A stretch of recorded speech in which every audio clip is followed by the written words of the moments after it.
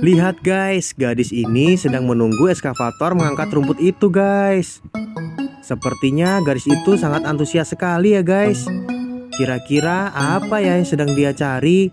Sebenarnya eskavator itu ditugaskan untuk membersihkan rumput yang ada di sungai itu guys. Tapi lihat guys, setelah rumput itu diangkat, ternyata ada ikannya guys. Dan gadis itu pun sedang mengumpulkan ikan-ikan dengan rasa bahagia guys. Sangat beruntung sekali ya guys.